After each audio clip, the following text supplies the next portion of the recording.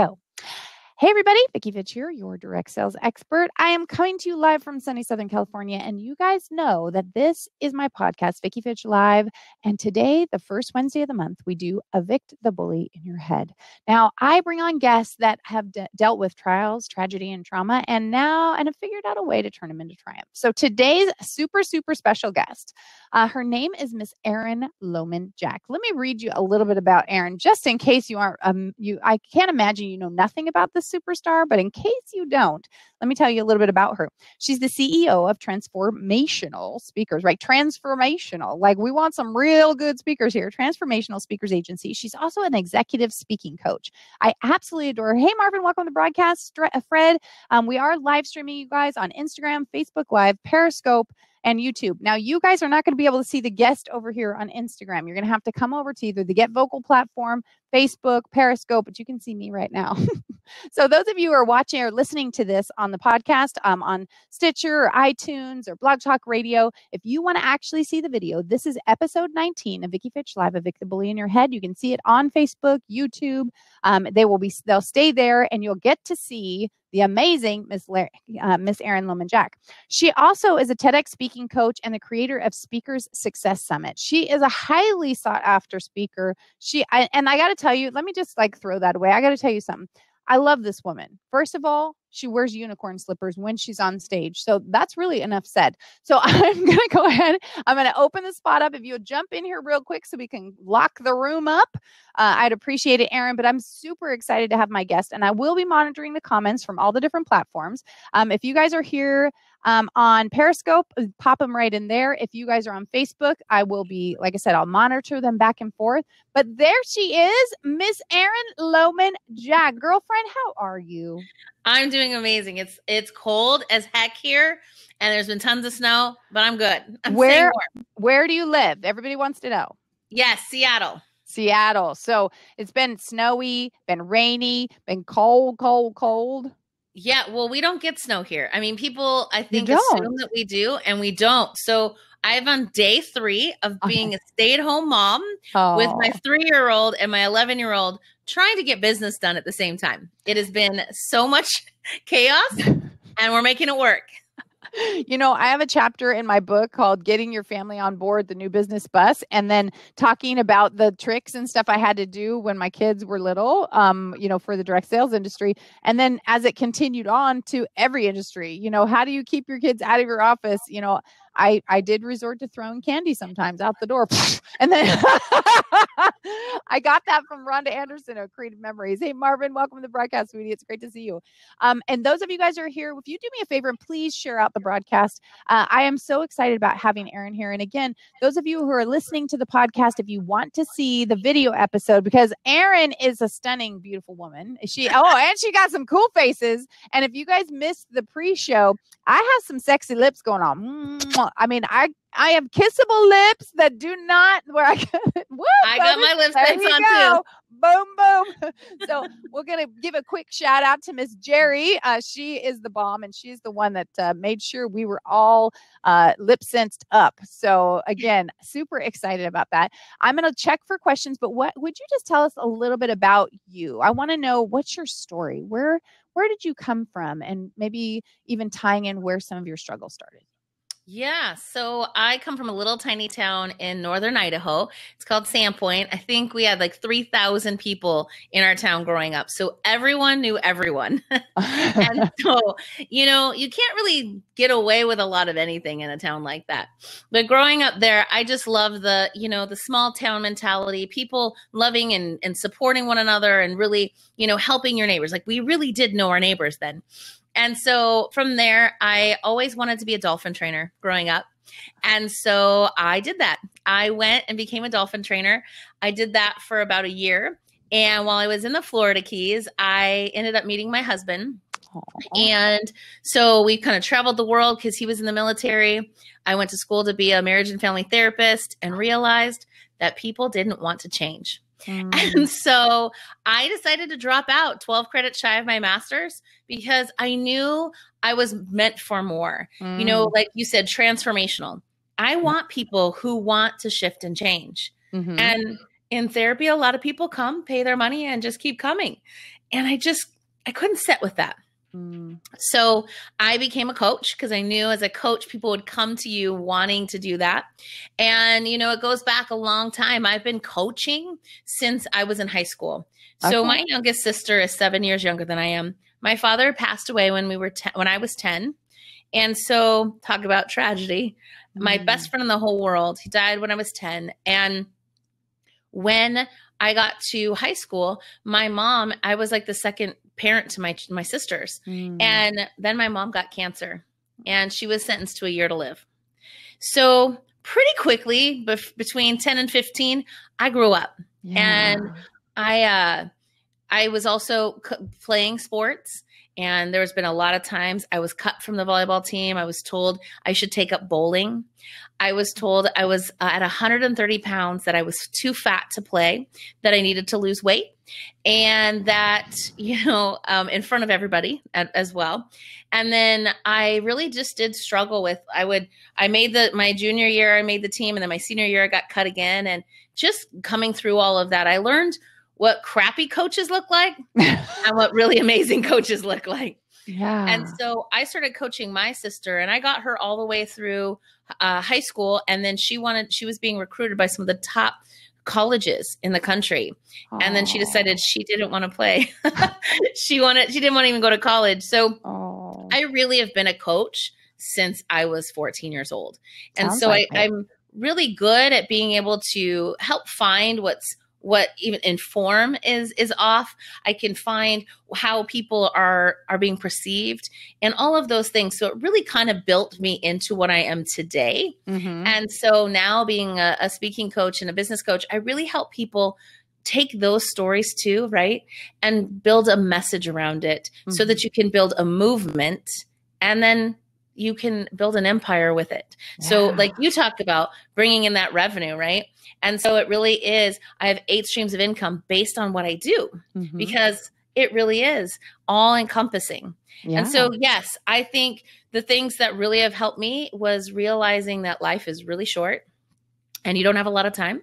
And, some of the bullies I've had were adults. And then I did have some that were kids, and I just internalized those. Yeah. And then because I thought they were the truth for me. Of course. So I've spent a lot of time deconstructing a lot of those thoughts and those beliefs I've had about myself. Yep. And that's the thing, right? Is that the bully in your head comes from somewhere. It came from an external source, and then we somehow validate it, right? Because it tells us we're not good enough, not smart enough, not strong enough, not pretty enough, not whatever, like not thin enough, apparently, for your, volleyball coach. And it's wrong. And so for those of you who are new to my broadcast, I wrote a book called Evict the Bully in Your Head. It's number 2 in the 12 books, 12 months series.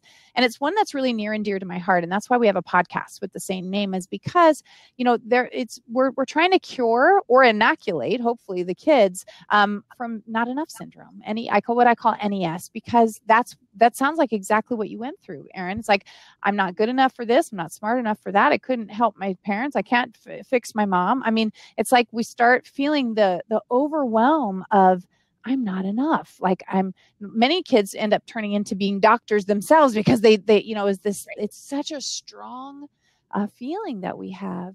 And that, when we take those things and twist them around, sometimes we really get our mind jacked up. That's why, bringing people on Evict the Bully in Your Head, that you've done the eviction process. It doesn't mean they don't creep back in. It doesn't mean we don't all have issues, but you've been able to take those trials and you turned them into triumphs. So move us forward a little bit as we're talking about, here, my sister, how did you feel when your sister, who you'd been working at, and like this, and then she didn't want to go? How did you feel? I was devastated because like I said, I was cut and offered times and off times in volleyball, and I had to pay my whole way through college. And so I thought, wow, this is a really amazing way that I can help my family by getting my sister through college for free. Right. And so there was a lot with that, because I just was like, man, I just gave you the biggest opportunity. And she couldn't see it. Yeah. Right. I gave you a gift, and it's huge. I know. I'm like, I wish I could have had that, And my mom used to say, I wish I could have put your heart into her body when it came to sports, because she had a 29-inch vertical. She could jump so high. She was so fast. She won like state trials. She did everything. And still, the funny thing is, she always looked at me like I was better because I was older. And I was like, no, are you kidding me? You were 10 times the player I was. She had this intuition of knowing where the ball was going to go. And so it really did sting at first. And I realized that she's not built for it. Mm-hmm. She's not built to do volleyball and school. You know, she kind of struggled through that, but now she's an esthetician. She does amazing work. She's got an amazing family. So it all worked out. But at the time I was like, are you kidding me? This is the gift of a lifetime. Yeah.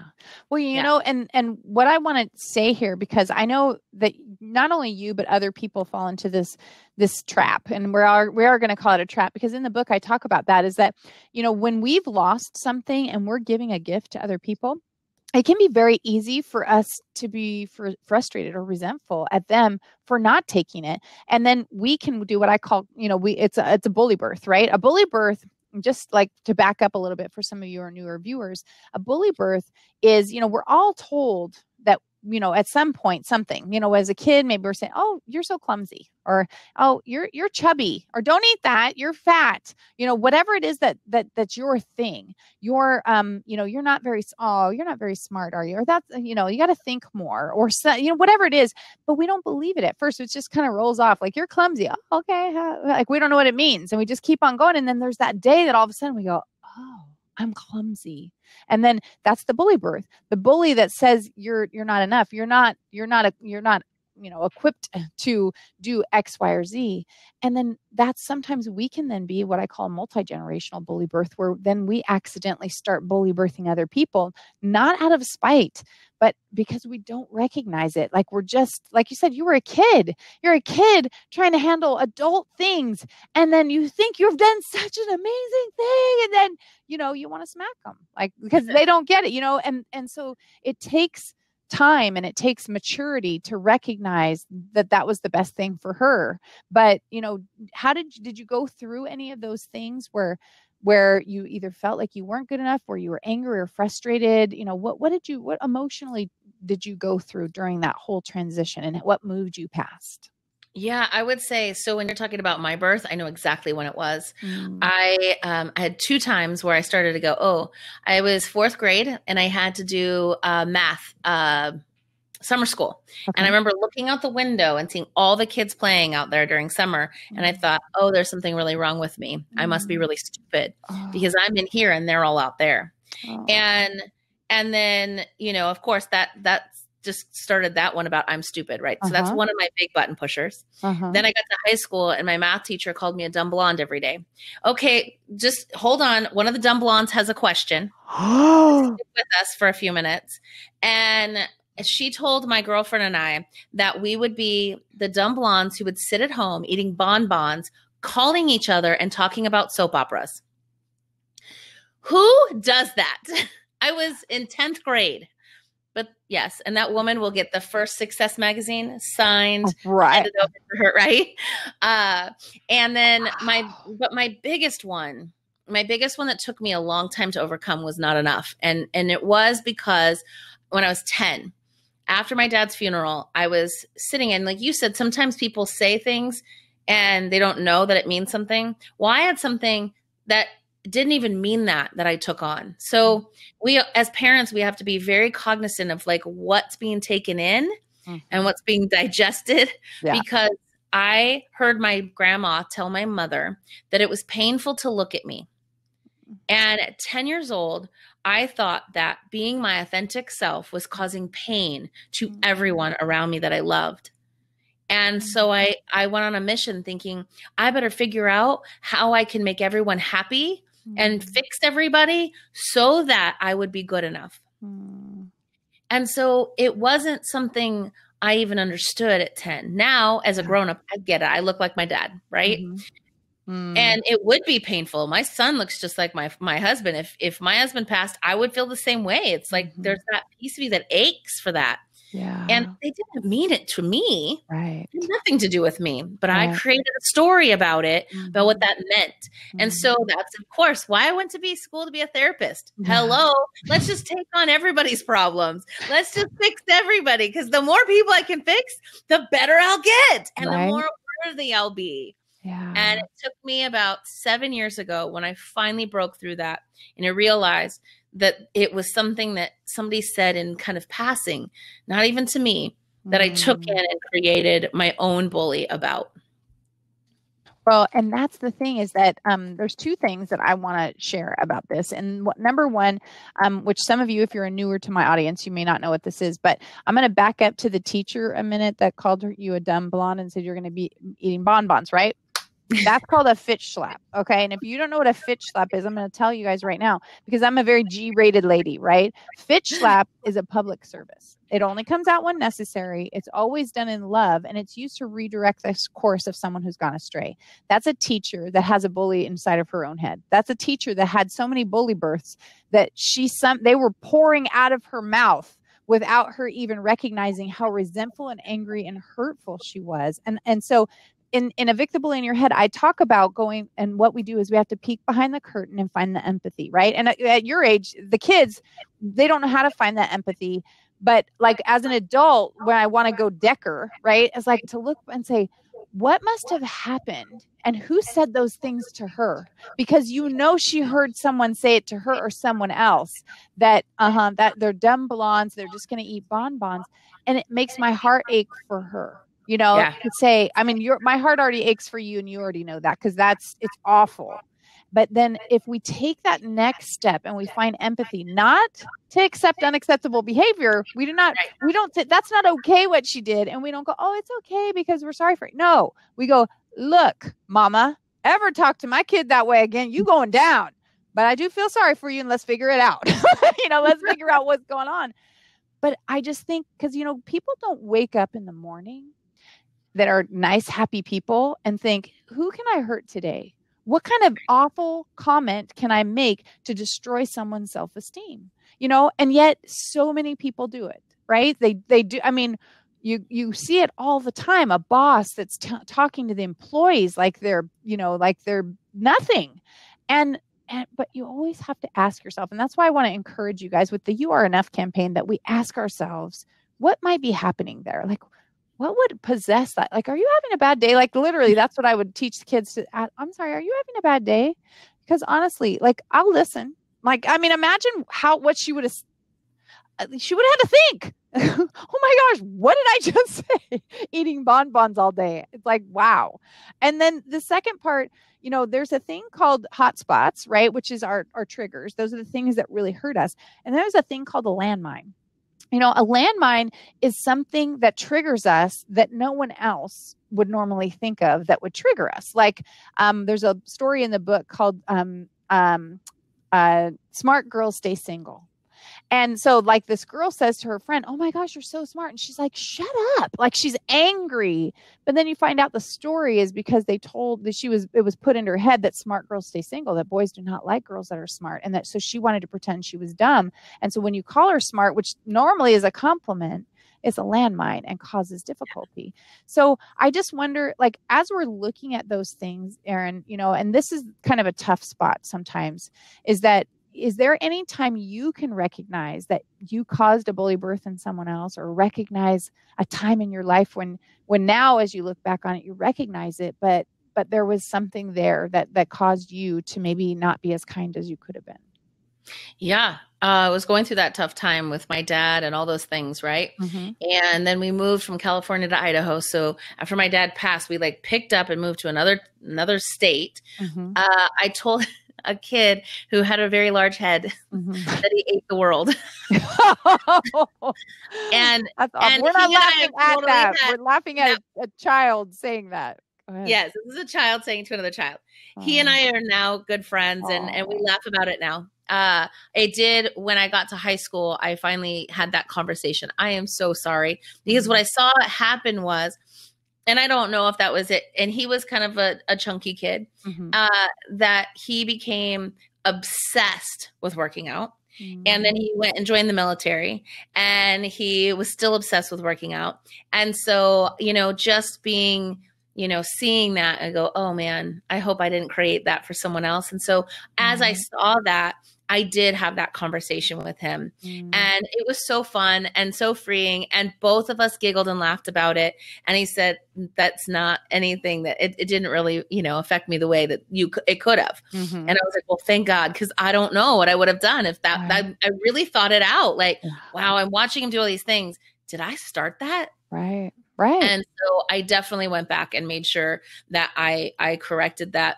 And of course, any time we get into reactionary anger, and I used to be the best at, I call her Nurse Ratchet. Okay. So I was really good at slapping people in the face with their truth. Oh, right. Ow. Oh, yeah. Right. Oh, yeah.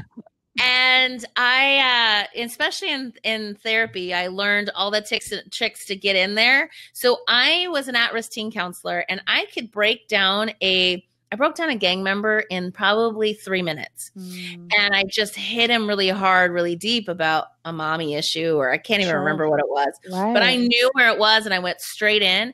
And of course, it helped him have a big breakthrough. And people were like, I've never seen that kid even have an emotion. How did you do that? And so I was being rewarded for it. Yeah. And I was, 20 some years old in college learning to do this. And everyone's like, oh my gosh, she's the best at it. Now, that wasn't the best delivery system. And it's taken me a long time to pull back and even show evidence that I'm not that girl anymore. Right. And it usually comes from a place of love and in high intention, but I'm definitely different with my delivery. Yeah. I think there's a beautiful thing about saying, hey, I see that there's something coming up for you right now, and to point it out, but do it in a gentle way. It's like, I say this because I love you enough to tell you the truth. Right. Exactly. And the truth is, you're not living in your integrity right now. Right. You're not living up to the person I see you to be.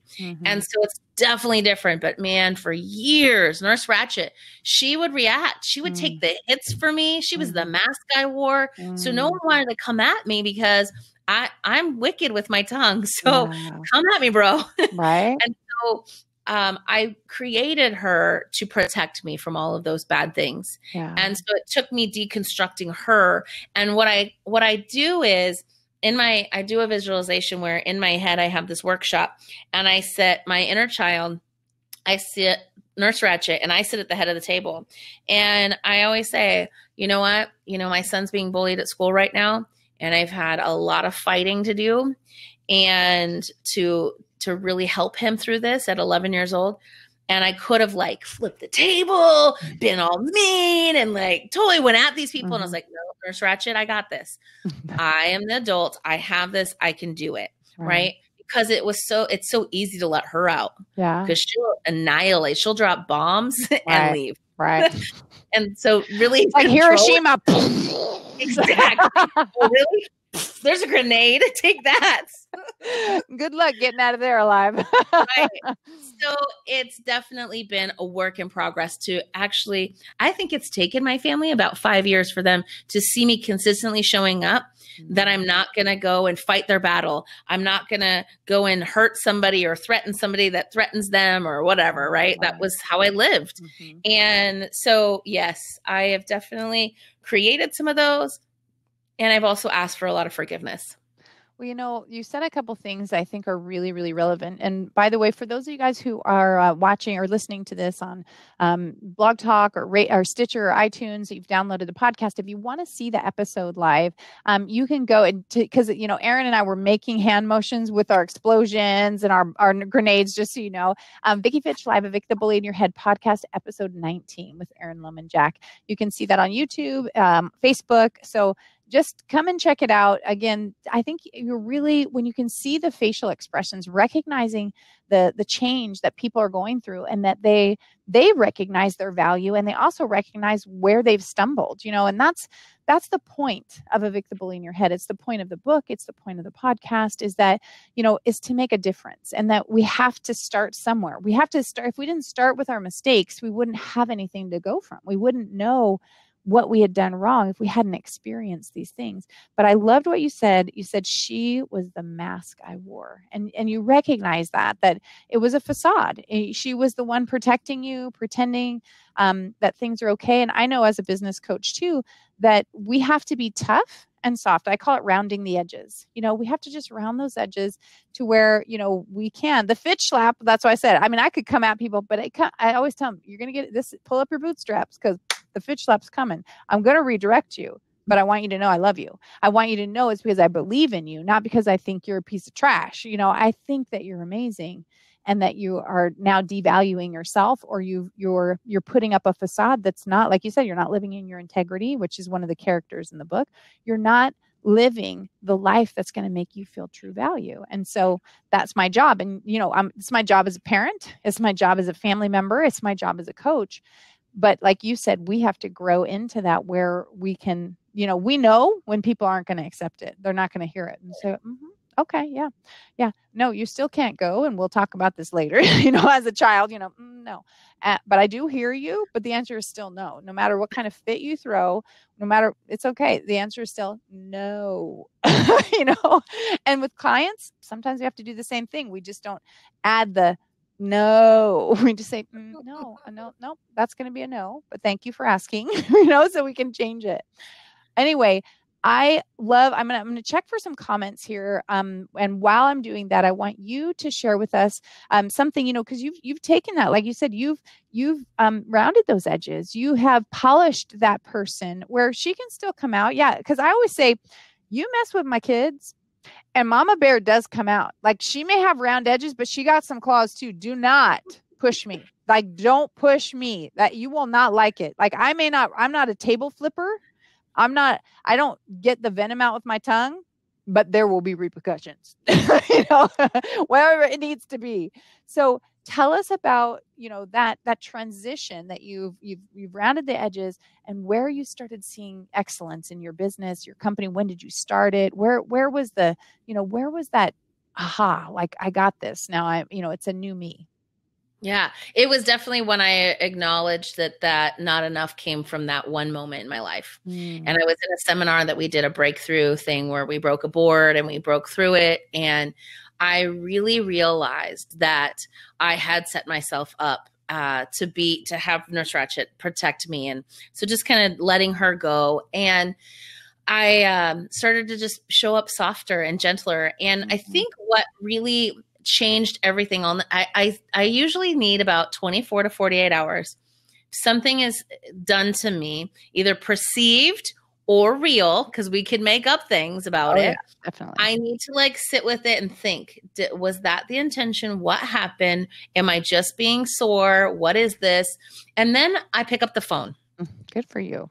It is phone or in person only. Because I think too much we send emails and texts that get taken out of context and it doesn't help.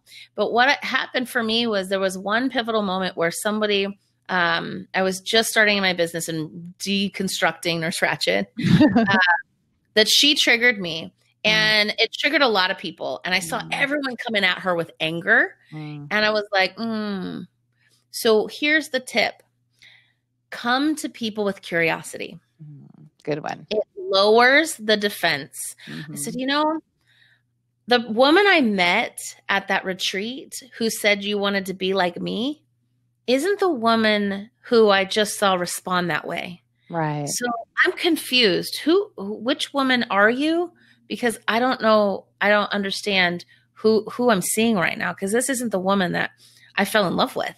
Right. This is the woman that we were in the trenches together. Like, this behavior is not the same. So what's going on? Right. And I watched her say, her face changed because she was like ready to take it on because everyone came at her with anger. And she really shifted and she said, wow, no one's asked me about why I did this. And I said, well, tell me, I'm really curious. And keeping my tone really low and soft and gentle, she was like, well, I just wanted to save people some money. I didn't want them to get hurt. I didn't, I saw these people struggling they were raising money to go to the next seminar or whatever. And I said, can I just give you a little feedback? And she said, of course, because I love to ask before just delivering, because that's not the slap in the face. And she said, yes. And I said, you know, one of the things that meant the most to me, I had to fight to get the money to come. Mm-hmm. And in figuring that out, I learned so much more about myself, what I'm capable of, what I was able to do, my faith, my trust, everything was revealed during that. And you just deprived that for some people. You took that away from them.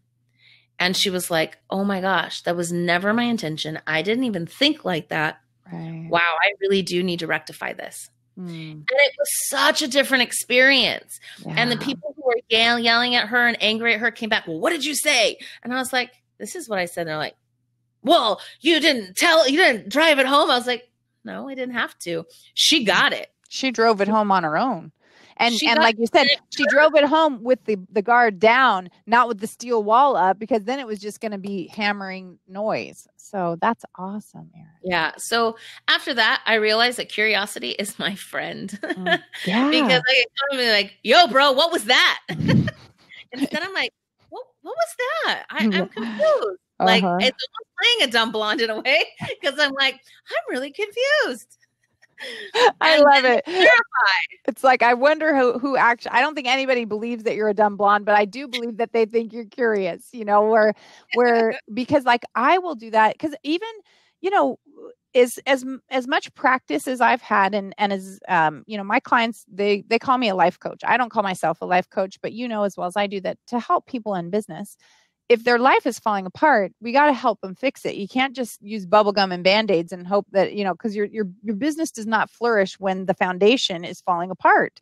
And so, you know, just having these conversations and recognizing that some of them have very, you know, they have a bully that causes them, and these are professionals that cause them to lash out like crazy. And so I have, you know, I feel it's my job, even if it's not me, if I see a post that they do, for instance, on social media, to send them a private message and saying, hey, I'm just wondering if you think maybe we could have handled that a little differently. Like, do you feel like the backlash you're getting? Hey, one of the books is called Own It, How to Step Up and Stand Out. I'm totally okay with owning who you are. But there's a difference between that and shoving who you are down someone's throat, right? Because people don't enjoy that. You can have your opinion. You just don't have to make it that other people are less than if they don't share it with you. And so, you know, us working through that as coaches, I think that we are changing something in the world, that we make a difference, because someone like that woman that you're talking about, sounds like she had a change of heart. She let her guard down, even if it was only for that day. She recognized that she was using, I always say the centuries, and, you know, picture, and those of you guys who are listening on the radio and listening to the podcast, I'm going to try and describe it to you, but it's funnier if you watch what I'm about to do, because I call it the century, you know, the big swords that are double-edged with the round things, and they're going like nobody can get in because they got these swords, you know, and that's what that look is. It's like, yeah, come and get me, right? And really what they want is someone to be bold enough to come in, to say, hey, could you just stop that for a minute? Because I want to have a conversation, because they're not used to it. They're so ready to fight. You know, they're ready to fight. And it breaks my heart. And like you said, the minute you can step back, and I wrote that down too, curiosity is my friend. You know, that's such a powerful, powerful quote. So, you know, going through there, okay, so now we've seen, you know, we've seen Nurse Ratched. We've seen, you know, Erin's transition. We've seen her going through there.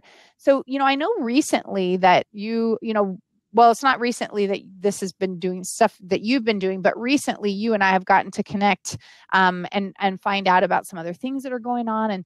And I know that you actually help people to get TEDx interviews. So I wanted to go along that line, because I find that many, if not, I mean, I can't say all, because obviously I haven't heard every TEDx speaker, But many TEDx speakers have a bully that in their head that they had to evict. And that's their journey. And that's the story that they share.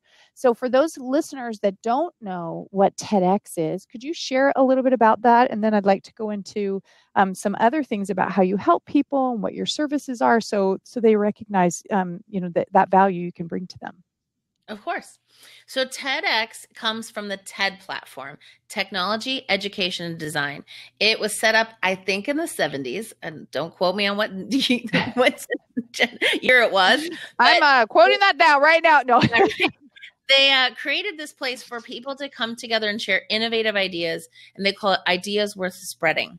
And so they started doing this on the big stage, and they would have thousands and thousands of people. And they just realized that there needs to be more of this in the local environments.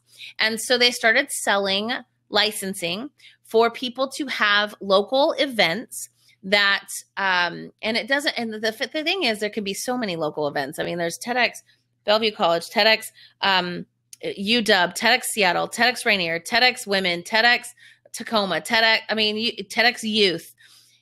It's all specific to whatever audience they want to draw in.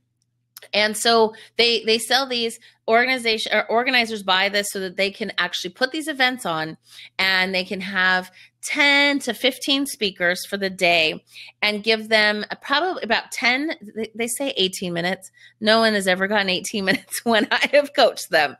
They usually get 10 to 12 minutes. Okay. So what is your idea we're sharing that you can convey? And it's a new perspective, a new idea, a new way of seeing things. If it's been done, they're probably not going to pick you.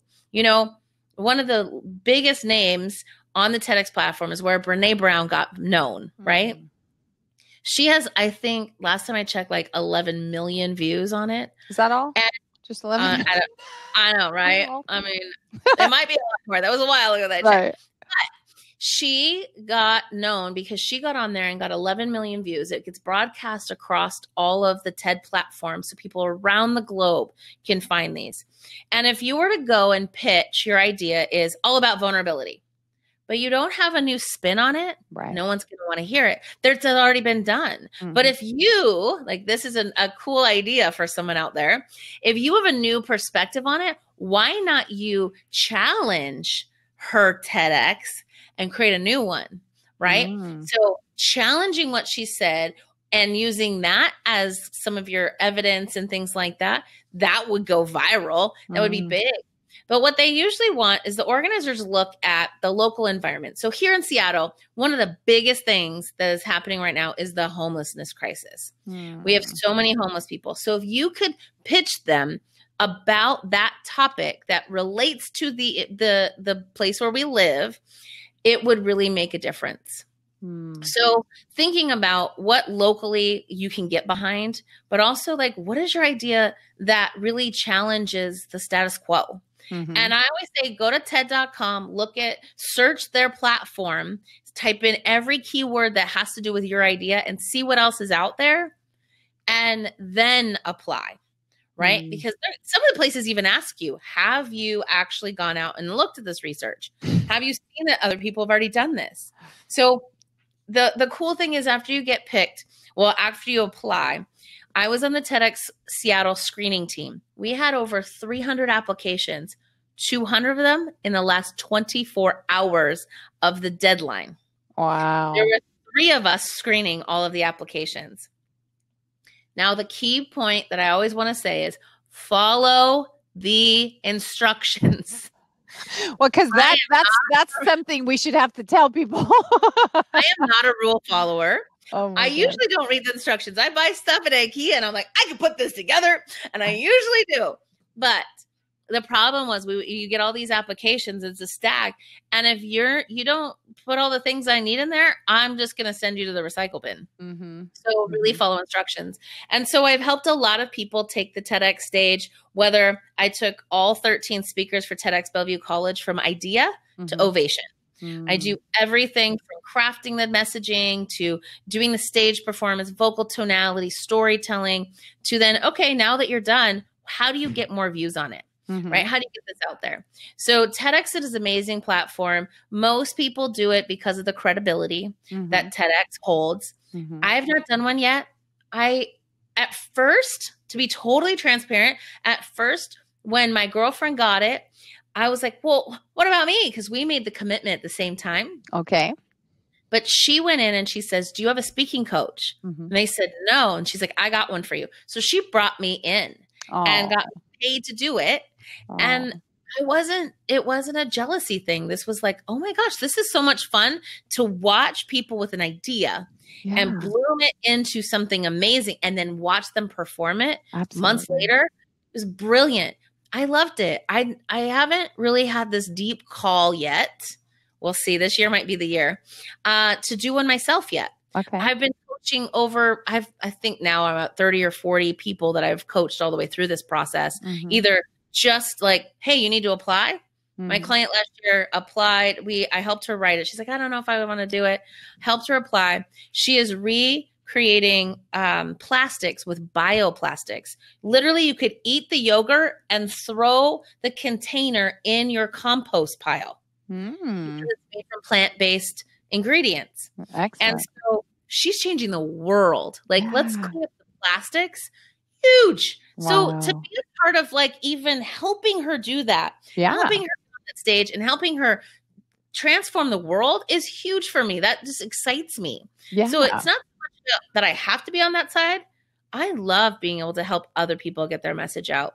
And that's truly what wakes me up every day and gets me excited to get moving is I know I want to change the world. I can't do it alone and I can't do it with just my voice and my message.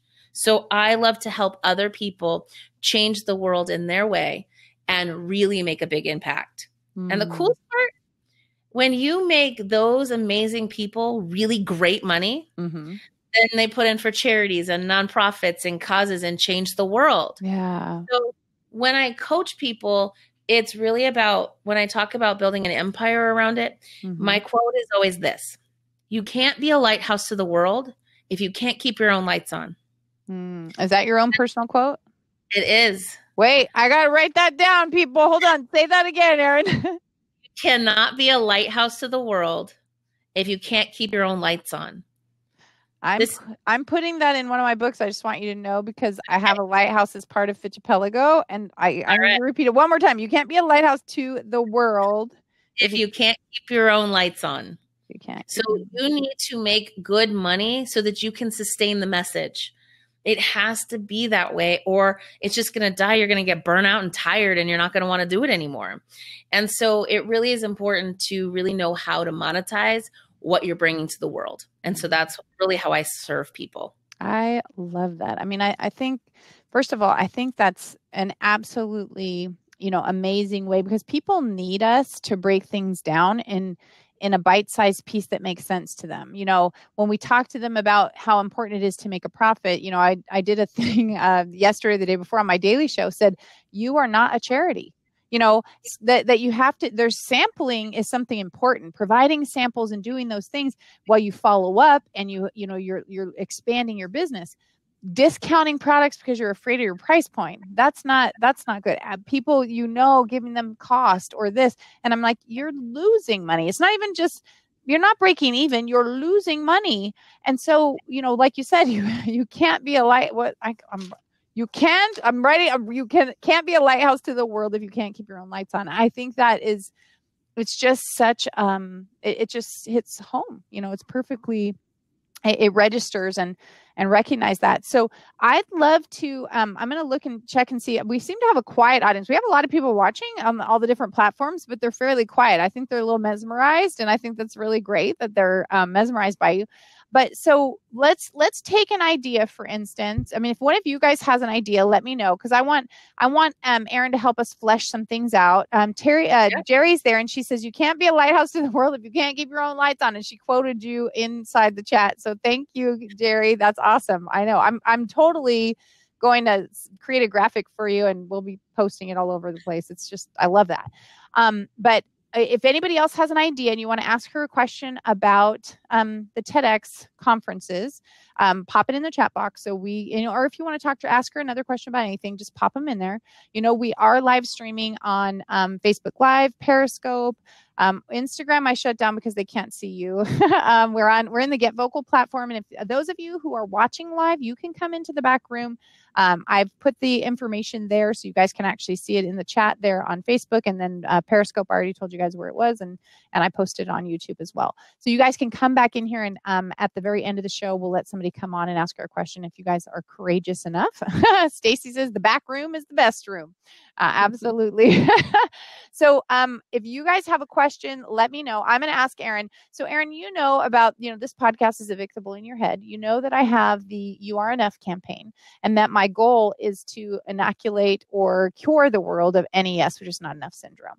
I go do some stuff in the schools right now that I go in there to try and help remind them that they are good enough to, that it's the You Are Enough campaign. You're enough just the way you are, to help them recognize their internal value.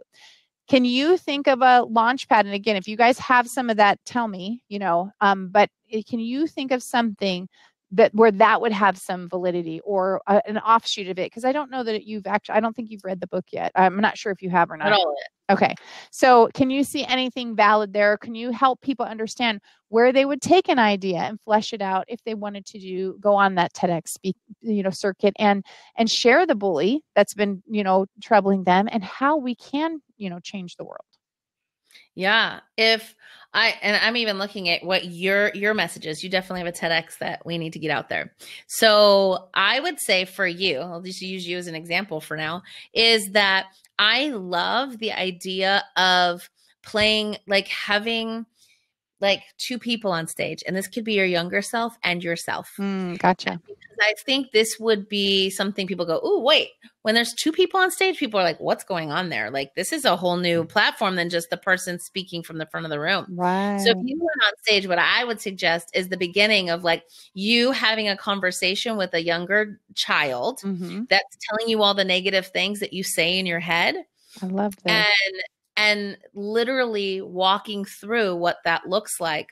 And I would love for you to be like, you can leave now, go. Right. And so kind of playing that and then moving that into, how many of you do that? I have a talk where I literally sat on the chair. This was a couple years ago. It's actually on my YouTube channel. And I'm sitting there by myself and I'm looking down. I'm like, oh my gosh, that person just looked at me. Maybe they don't like me. Maybe they're talking about me. And I did this whole thing and people were like, what is she doing up there? I was taking my internal bully voice and putting it and projecting it outside. And I'm like, how many of you have that voice? How many of you have heard those things? And you might have thought it when you walked in today. Yeah. Right. And so playing that out, because I think the most important thing is we've all thought that voice is ourselves for so long. We've just believed it. Right. And it's funny, a total side note that I just thought about. Until I dated someone and was engaged to someone who actually said everything I was saying in here out loud to me, took me about 3 years. But I think that's when I was like, no more.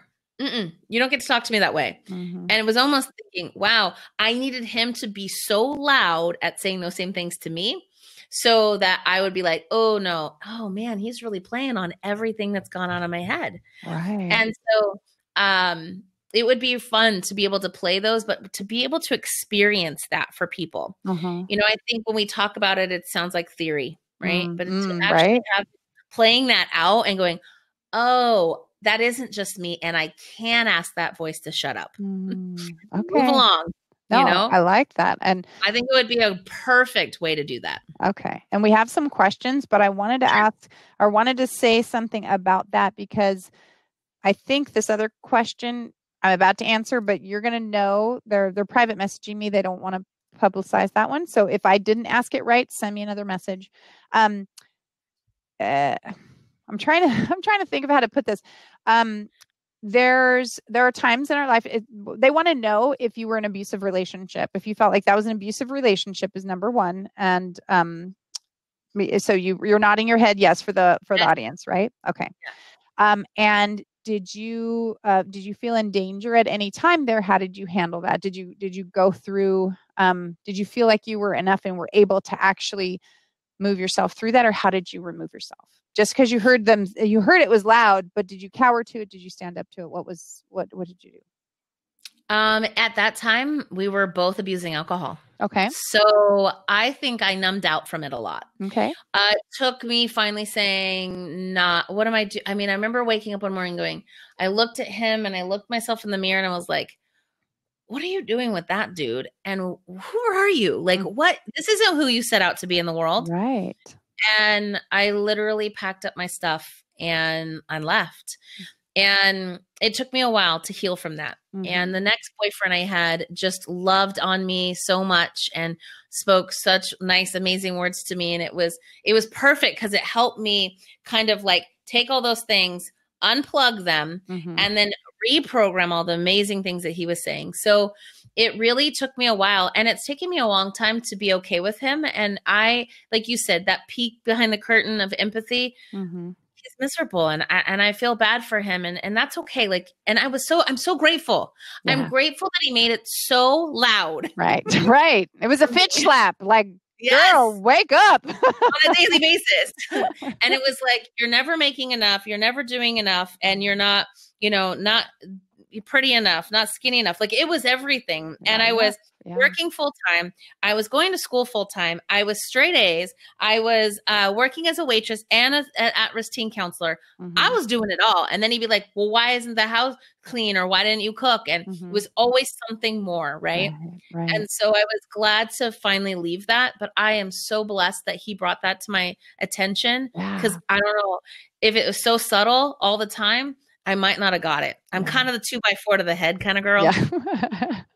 I know exactly what you mean. And in Evictably in Your Head, there's a story in there called Lisa's Love Story. And as a matter of fact, our mutual friend, Diane Hoffman, she was on my broadcast the other day, and she's like, Vicki, I love that part. It is so powerful.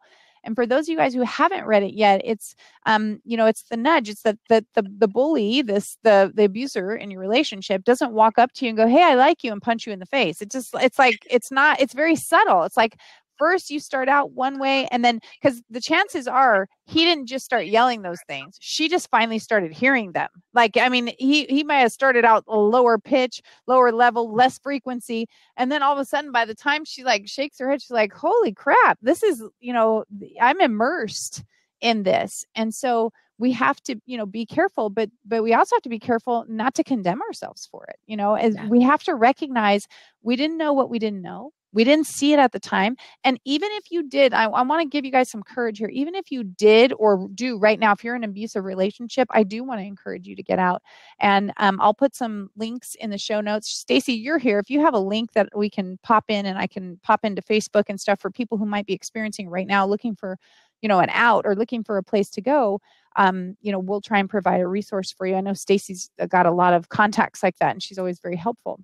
But what I want to tell you guys is that create the exit strategy. Start now, but it's starting with your mind. And step one in Evictably in Your Head is not today, bully, not today. Like, I'm just there. We're just going to stand up a little bit at a time and start to gain our confidence and start to recognize our value again, that you are good enough just the way you are. Whether you're an alcoholic, whether you're a drug addict, whether you've murdered someone, which I hope you haven't, but you're still enough the way you are. You have to make a choice to move forward. You have to make a choice that you want to change. And all of us can change. You cannot take away what you've done, and you have to make restitution. You've got to fix it to the best you can, but you cannot hold that guilt. You cannot let that control you, because it won't serve you, and it won't serve the people that you've harmed.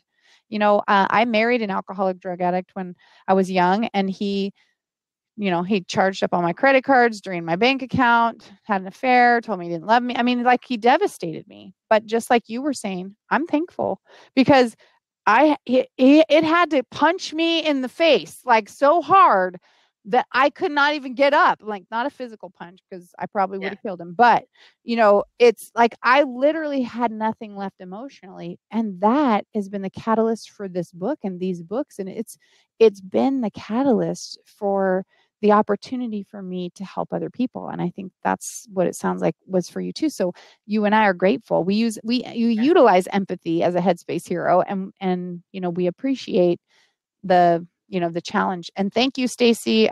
Domestic violence, the National Domestic Violence Hotline, I'm going to grab that and post it over on Facebook.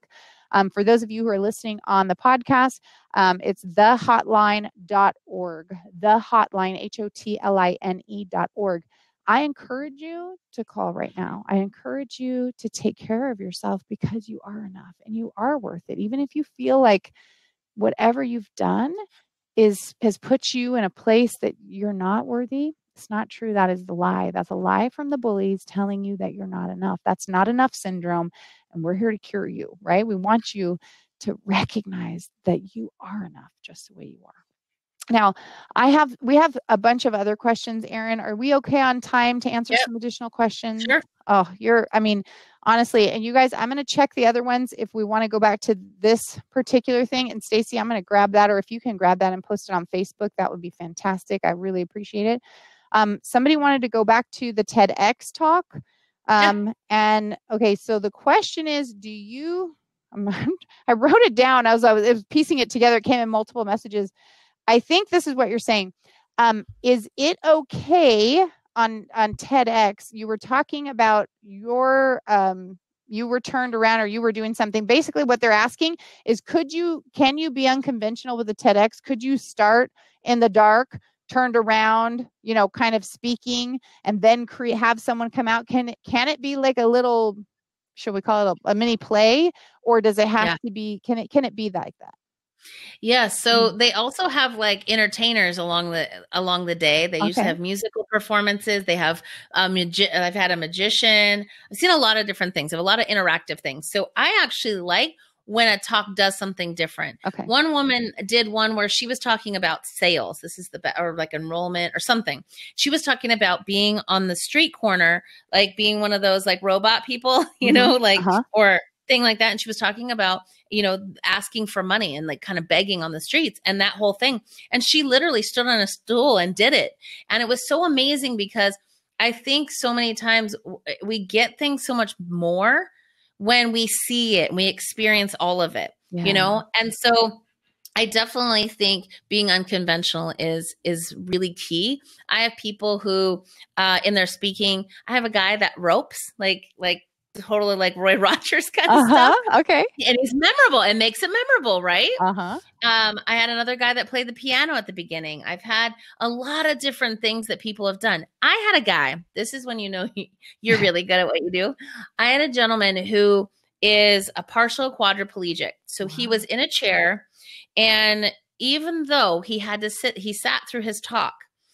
His nonverbal, his vocal tonality, and his storytelling, people gave him a standing ovation because at the end he actually stood up because he can stand but not for very long. And so he stood and everyone gave him a standing ovation because they could feel him, and they could, like, it's so much more than just, hi, I'm Erin Lomenjek, and today I'm going to talk to you about the bully in your head. Nobody likes that anymore, right? And he played a video of him skiing. And so like all of these things are so immersive. It's so important to do things that are outside the box. Like, hello, I get on stage after a while in purple unicorn slippers. And they're very cool, girl. I love them. I know. I think I might need to like buy a whole bunch and sell them now at my events. I think so. I think they really, right? I think they do. But it makes you memorable. People remember me for that. They remember me telling about being a dolphin trainer because most people have never met a dolphin trainer. I know, right? So I love that. Find the unique, cool things that are different about you and use those because it really makes you memorable. And for people who want to know more about how to get on TEDx and how to apply, if you go to my website, erinlomenjek.com, and the resources page, I have a whole training for free on how to get on the TEDx stage. Awesome. So that'll help. I think that's fantastic. And I love, because she's right. That's where Erin and I met. We met actually with our friend Tamara Thompson. And I remember just watching her, and I thought to myself, see, that girl gets me because that's who I am. Like, I don't care. I'll do my scopes when I'm on the treadmill with my hair in a pony. Like, I'm just me. If you came here for a fashion show, you're in the wrong room. Now, I like to be fashionable, but if I'm going to come, I'm coming to deliver a message, right? And that message might be a stamp on my forehead that says evict for evict the bully in my head. I mean, it's going to be my message. So, come and accept me for who I am, or go to a different room, right? And that's what I loved about you, because you're like, hey, this is, this is who I am. This is what I'm bringing to the table. And I just loved your quiet confidence. In the book too, we have confidence and cockiness are twin brothers, right? And so they're identical twins, but we can tell by their actions a mile away who's who. And that's the thing, is you were confident, you weren't cocky. There's plenty of cocky people in the world. I think we all can pick them out, like, oh wait, I see. We see them, we can see them on live streams, we can see them at parks, or we can see all kinds of things. And don't get me wrong, guys, being a performer doesn't mean you're cocky. Insecurity is when you're cocky. That, it's confidence masked. It's just, there's not confidence. Their cockiness is phony. Anyway, so another question, people are just, they are interested in the TEDx talks. What kind of topics are people not interested? I think they're looking, instead of, I think they're feeling fearful. I'd like you to address your fear and actually ask your question, but they're asking what topics won't get accepted. Can you think of anything? There's I mean, you'd have to go look in the bylaws, but there's not a lot. There's not, because they want it to be ideas we're sharing. One of my clients talked about sex trafficking. That was her mission. And she has a nonprofit here in Seattle, and she took the Seattle stage. So you can talk about that. Let's see. I've had people talk about, the cool thing is, like, some of the things what I would see come across in the submissions was like harnessing solar power from the moon. What? Like, this is so cool, right? That is to cool. Then fear and anxiety or whatever. But some of these ideas, like they're talking about the bullet train that they're going to get from Seattle to Portland, that'll get you there in like 30 minutes. So now you could work in Portland or whatever. That's cool, right? So it's pretty open. Gotcha.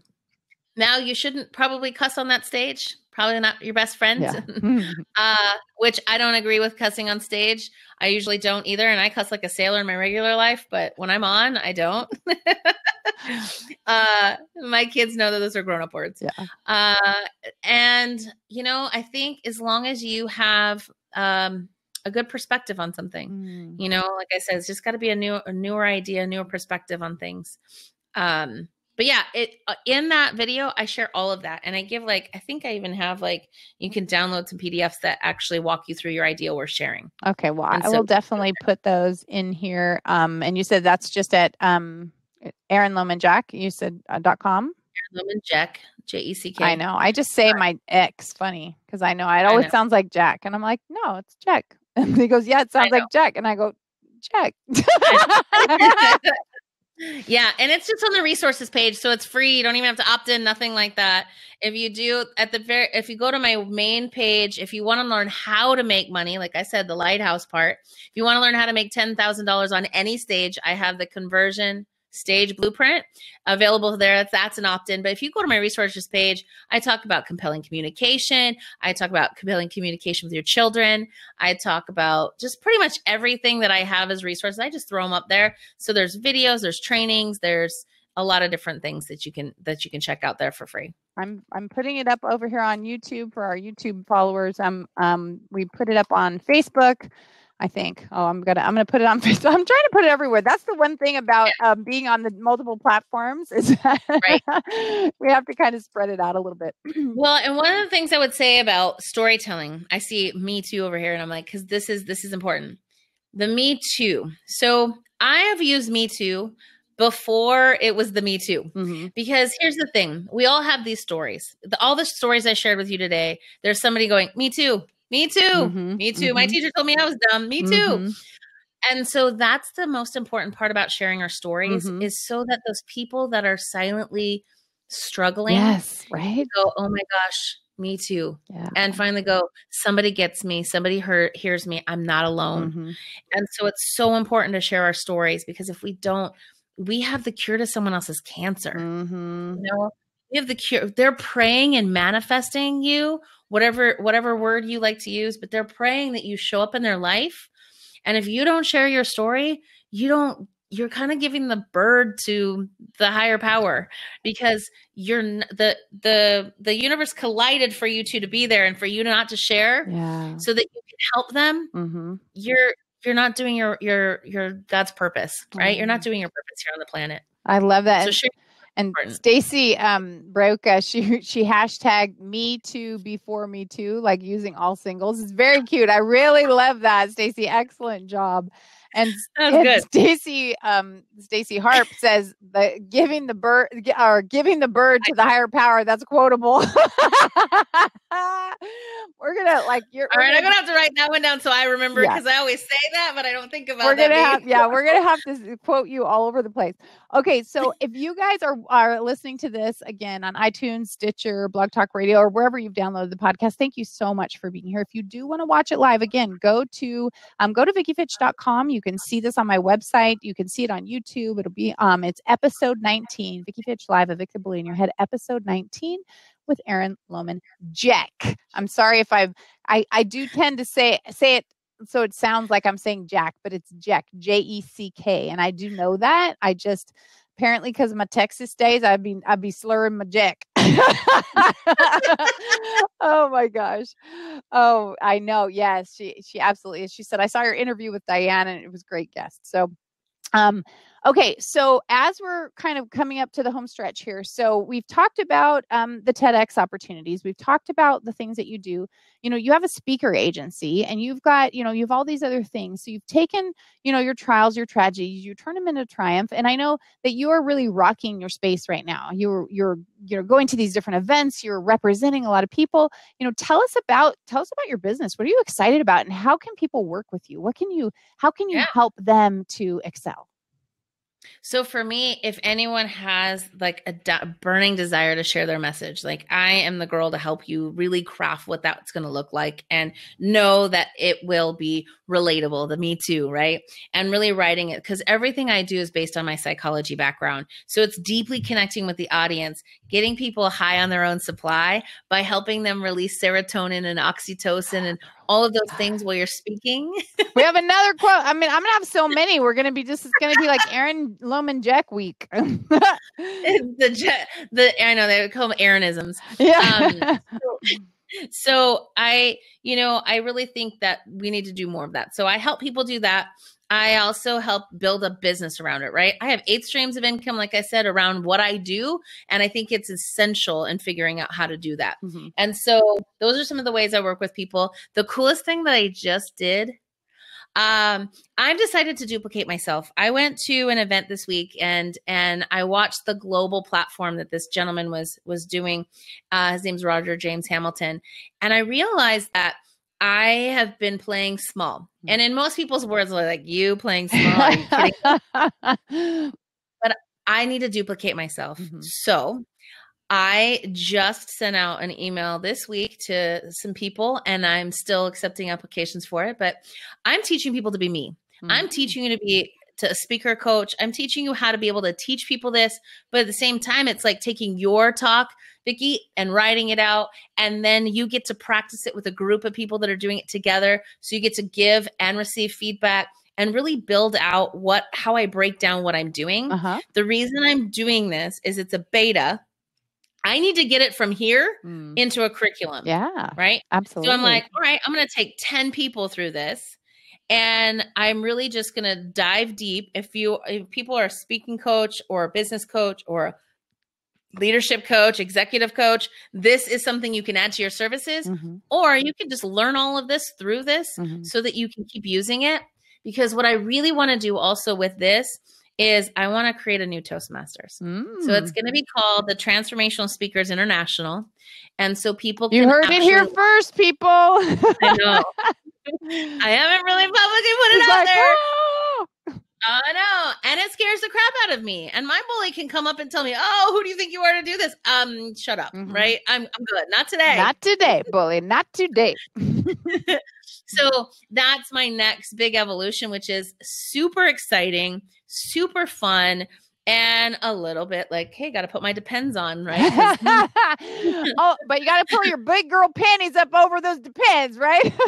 Yes, exactly. I said, if it's not going to make you wear Depends, yeah. If you're not going to, dirty yourself, you probably not have a big enough goal yet. So I am with my Depends on. Oh, I should get sponsored by Depends is what I should do. I think so. I say that. I think getting on your Wait, it's Getting high getting on your high on own your own supply. supply. See, my people, like I'm the hashtag queen. I love coming up with hashtags. And so I love Stacy over there. She's totally rocking it. You guys are awesome.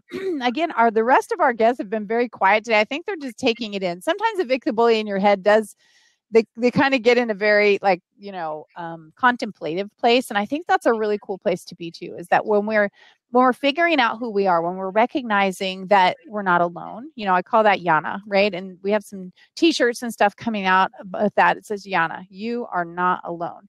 And we need to remember that, is that we're not alone in our journey as an entrepreneur. We're not alone in our journey with bullies in our head. We're not alone on our journey with abuse or self-abuse, or I know that some of you out there are hurting yourselves, and I know some of you out there are suicidal. And I want to encourage you and remind you that the bullies are going to continue. And I want you to get this book. And if you guys are really in that situation, you can message me and I will send you an e-copy of the book. I want you to find hope in it, because it is fun and it's funny. But it's also serious. It takes a serious look and delivers a way for you to recognize your value without having to stand up too strongly for yourself in the beginning, while you're still recognizing who you are. So I want to help you. And if you guys have any connections or contacts with people that can help us spread this message, because I need to get it into more schools. I need to, because if we can start, the younger we can let kids know that they don't have to accept unacceptable behavior, the sooner we can help them recognize their own value, and the sooner we can stop bully births, we will change the world. It will change the world, because there won't be those people that were mean to Erin, telling her about her bonbon eating. Those people they'll be in short supply, because they won't have had their own bully bursts that were attacking them their whole lives. And I hope that you guys recognize what I'm saying is true, because I have zero doubt. I absolutely know beyond a shadow of a doubt this is what the Lord's called me to do. This BHAG, you're talking about making. I have to say, I don't need any Depends for it, but I could use a regular massage, because this 12 books in 12 months project is so on my heart. And we have I have this, he's cracking me up, because one of my followers, his name's Foamy Homie, and I call him Foho. And so he just said, one of my bullies calls me Foho. But he's kidding, because he knows I love him, and he loves me back. So you're making me laugh, Foho. I totally appreciate it. But I gave him that nickname, hashtag Foho. Anyway, the point is that we have so much to offer people, and we need to help each other. Like, Erin's talking about this girl that's trying to get biodegradable materials, and how she's going to change the world. This will change the world too. And so, I'm super excited that Erin's here today. And in a minute, I'm going to share one other thing with you guys. But Erin, tell us something else about you. What message do you have for people maybe who are struggling with things that have gone in the past? What message do you have for people that are ready to excel in the future?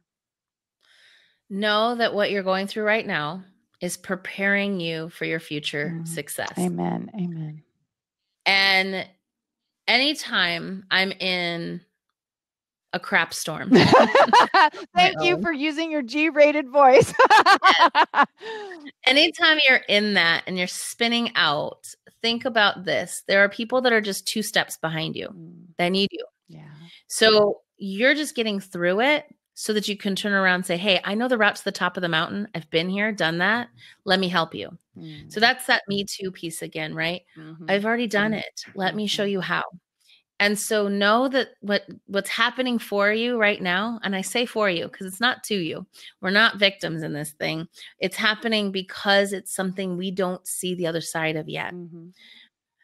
I, I would never want my dad to die. Right. However, it's made me so independent. Yeah. It's made me realize how life is so short. Yeah. It made me realize how important memories are with my kids, not things. Right. Like I create more memories with my children than I ever buy them stuff because it's so much more important. That's what I remember most about my dad. Yeah. So I learned so much about how to be a great parent by the time I was 10, right? Yeah. So to think about that, is it was the worst thing that ever happened to me at the time. And a couple years later, I was telling some friends, they're like, "Oh, if we had a magic wand, what would you want? You'd probably want your dad back." And I was like, "No." And they were all shocked because we're all like, I don't know, 14, 15 by then. And I was like, "No, because I don't know who I would be. Right. I don't know who I would be if I didn't go through this." Did it suck? Yes. Did it suck that my mom got a year to live? By the way, just so everyone knows, my mom's still alive. She is?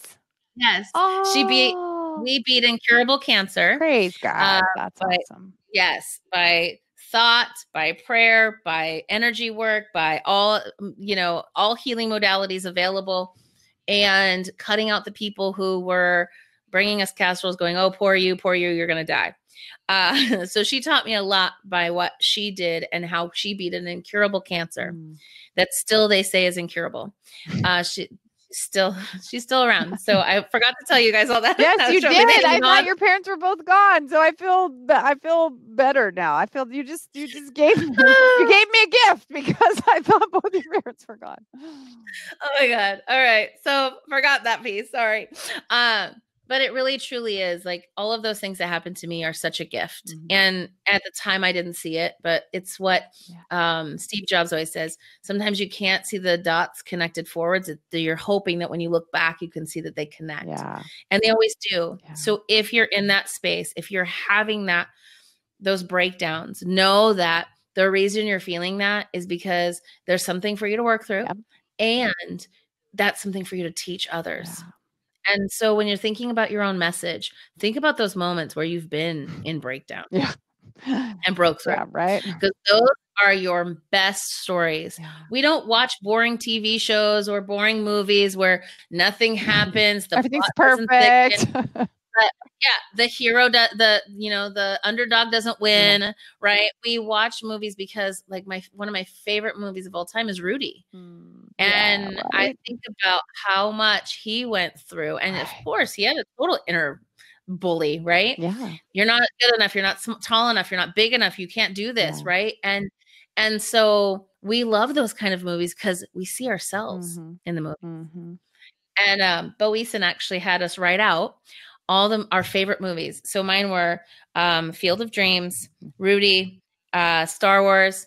God, I'm trying to remember. What I realized, it's all about being the underdog and winning. Oh, G.I. Jane. Yeah. Oh, that was a tough one. Yeah. Right? So think about that. Think about how that's a theme for your life. And so if we just had everything easy street, we wouldn't have these things to share with others. And so that's where your goal is. Know that if you're in it, don't worry, it's happening for you, not to you. Yeah. And to use it. Oh, see, that's such great advice.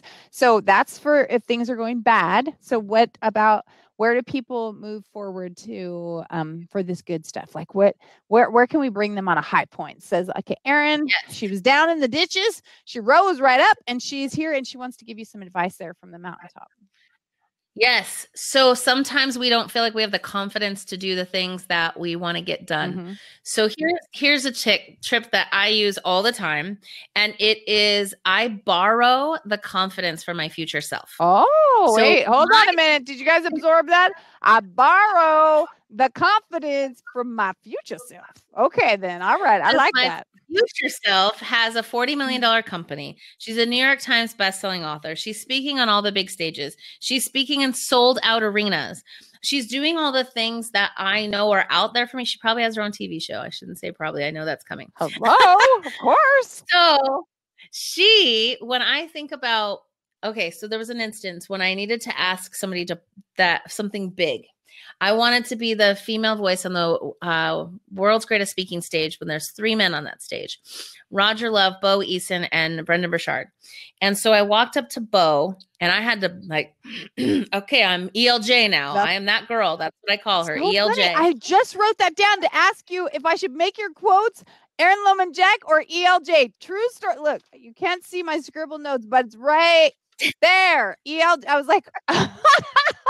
Okay, go ahead. Sorry, people. That is my future self. That's who I call myself. Okay. So ELJ comes and I say, okay. And I walk up to Bo and I said, hey, I want to be the female voice on that stage. There's not a woman giving feedback. There's more women in the room. There's more women on that stage. And you boys can't just tell us how to handle things. I'm not going to stand up here with my legs spread and be like, hey, I'm a masculine dude. Because that's how some of these guys stand. I can't do that in a dress. That's cockiness, right? Instead of confidence. And so I had so many women come up to me after being on that stage and say, oh my gosh, I want to be you when I grow up. How do you do that? How power and grace all at the same time and be very feminine. Yeah. And so I asked him and he was like, well, let's do it. And I was like, oh, I didn't expect that answer. I didn't even know what to do, because still inside I'm fighting between both of those myself now, and then going, no, ELJ would be like, yo, put a chair up there. Right? I need to sit down. Exactly. You know what? My gosh, I'm so sorry. We just found ELJ because we have a whole nother conversation. We're going to have her back on the podcast, because honestly, that is gold. I mean, honestly, that was gold. Stacy over here says, dang, Erin, that was a mic drop quote right there. You are just so full of wisdom and guidance. I mean, honestly, you guys, she has been such a rock star. I mean, honestly, this has been so fun, Erin. You're absolutely amazing. I mean, so is there anything else before you drop the mic again that you want to say to people before I kind of do a little message for them and give them the opportunity to fly? Yes. I say the last piece is, sometimes borrowing that confidence. But what I really do is I sit her down across from my desk when I'm like, where should I be going? I need advice. And she's not afraid. She's not, in that space. She's like, girl, you're going to be creating a new Toastmasters. I'm like, right? So she gives me that advice. I'm like, all right, because she knows where we're going, and she has that confidence that she gets it. So sometimes it's asking yourself, what advice would you give your future self give to you? Because there is no all this stuff that's going on here. She's already past that stuff. So bring that person to yourself and go, okay, what would my future self say to me today? It's just, I mean, honestly, that I don't know. It's not like I've never thought of stuff, like that before, but just the way you package that and put it together. Like, I'm having a conversation with myself right now going, boom. That's I love that. ELJ would grab a chair. Now, I have to admit that I would have done. I would have been prepared for that, to go pop a chair up there. But the rest of this, as we, like I said, no matter how confident you are, that is such a great piece of advice. Like, what would you say what in 20 years, what would you be saying to you right now? It's like, I would say, if Stacy says Vicki just Fitch slapped herself.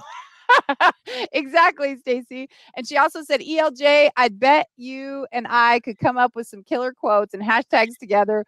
Hashtag woman after my own brain. You guys are. Well, the funny thing is, because I am not good at, when you sent me the thing, like, what are some quotes? I'm like, the only one I ever think about is the lighthouse one. But all of a sudden, like, you guys are telling me all these things. I'm like, oh, these are quotes. I got like 20 quotes from you. And I, usually I have the team after they transcribe it and stuff. But I'm like, I don't even know if I can read my own writing. I had to scribble all over your bio. I got the notes all over here. It's hilarious. Oh my gosh, this has been, I'll catch them all. See, Stacy, I got my peeps here. I have some of the most amazing friends and followers and fans here. I mean, it's just been such a blessing. So, Erin, honestly, did I cut you off? I probably did. So were you still saying something? Because there's so much wisdom flowing from you. I feel like we could just sit here forever. No, we're good. I'm good. I just didn't realize, and I don't know how to even make hashtags. I'm like always like, I don't know what's gonna actually be out there. So I'm like writing these down, man. Right. I should be like taking notes. You should be, because these are gold. I mean, seriously, like I got some TEDx talks out of them. Just a couple of your hashtags, I think, that we made right there. So, and then Stacy Broka said, "I'll hook you up, Ladybug." So she's good peeps. She's super. She's a tech girl. She's fantastic. She's amazing. We call them Stacy Squared in here, and we have a Stacy Cubed, but we haven't seen the cube for a while. She's been on hiatus. She's a therapist and a clinical social worker. The other Stacy also has some clinical therapy work. I don't know her actual title, but similar to you, she decided to remove herself from that field because she didn't feel like she was going to be able to serve people well. So the three of you have a lot in common there. Honestly, I have found this to be such a fantastic conversation. I mean, honestly, you've just delivered so much value, and I think that It really wasn't a value intention. It was just you to share your heart. And when you share your heart, there's so much education and experience and love and kindness there. Hey, Jessica. And I'm sorry I didn't say hi to people. I was never going to stop and interrupt her for, this is the podcast. But thank you guys for being here. I see Joe is also here. I think isn't that, did I see Lindsay over there? I see Lindsay and Native Guy and Joe's here. I mean, honestly, that's in the back room. If you guys want to come in the Get Vocal room, we'll have a 5-minute after we still call it an after blab. We can't help ourselves, but with Erin. But I'm going to wrap this up, you guys. I am honored that you're here. For those of you who are new to my broadcast, this is the Vicki Fitch Live Evict the Bully in Your Head, the first Wednesday of the month. We do Evict the Bully in Your Head. I have a book that came out last month, part of the 12 Books, 12 Months series. And we were talking earlier about you are enough, that it's important that we start sharing that message that you are enough just the way you are. And I would love your help. The project is huge, right? Doing the 12 books in 12 months is huge, but getting to all the schools don't have a lot of money. They have some money, but they don't have a lot of money. And I am looking for sponsors to help me continue this tour, going on the book tour, going to the schools, because if we reach these children, especially, I have costumes that need to be made, people, because, the Headspace Heroes, if you haven't read the book, you don't know. Captain Confidence and Corporal Courage, Hope, love, peace, kindness, empathy. These are heroes that are part of a little skit that I put together. And we have children's books coming out, but I could use your help. So if you guys know someone, I'd love to get some. I was encouraged to get some sponsors, an airline sponsor, a hotel sponsor, but we'll take any kind of sponsors because the kids need this. And if you guys want me to teach you how to do it, I'm happy to do that too. I want the message out. We need to help children. We need to help adults too. But again, the adults are helping for the current generation. The children are helping for our future. And if we want change, if we want even a political climate change, if we want world change, if we want people to actually care about each other, if we want to change homelessness, when people's hearts change and they're not jaded towards people anymore, things will change. And I know I'm a bit Pollyanna-ish, but I honestly believe it from the bottom of my heart. So if you guys want to help, you can. We're still putting a campaign page up together, but if you have some contacts, people in the school districts, if you have people that will make costumes, if you've got people that want to be sponsors, or if you want to sponsor yourself, you can send donations to my PayPal at vickifitch.com. We're setting some other stuff up. Like I said, this is a fairly new thing of reaching out that way, but they need it. And I'm funny. I have to tell you, you may think Erin was funny, but I am funny when I'm in costume. I'm just saying, I will entertain the kids and will help them recognize their value. Because, this is a little sensitive, but it is Evict the Bully in Your Head. There's suicide is absolutely epidemic, and suicide stems from people not feeling like they're enough. It stems from their hearts breaking. It stems from them thinking that death is better than the torture they're experiencing here. And that has to stop. It's got to stop. And if you can help, then, if you want to be a conduit, like I said, I'm happy to share content and materials. I just want the message out. We have to make a difference, and we got to speak the change that we want to happen. So I love you guys for being here. I appreciate everyone. Honestly, Erin, you've completely blown the audience away. Reminder that you can go to erinlomanjek.com, and I put it in the show notes. We also put it in the chat boxes, erinlomanjek.com. You've got some TEDx information there. I bet you guys have a message. I bet you've got something that you can deliver that will change the world, that can do TEDx. Work with Erin. I mean, she's lovely. Honestly, you got to see her today. This is the same person she is behind the scenes. She is genuine. She's unicorn slippery. She's awesome. Do you have I got my unicorn cards even right here? Magical unicorns. she's fantastic. She's good peeps. So guys, I love you. I appreciate you. I will check the comments afterwards. As you know, I think we got the ones that were there. If I missed some, I'm happy to try and track them down later. I'm doing one last quick check, but guys, again, thank you. And if you're watching it live, you can come into the back room. There's links on each of the platforms. And we got 5 minutes with Erin because I've really stretched my time with her. And anyway, she might say, no, you really don't have 5 minutes, but I'm guilting her.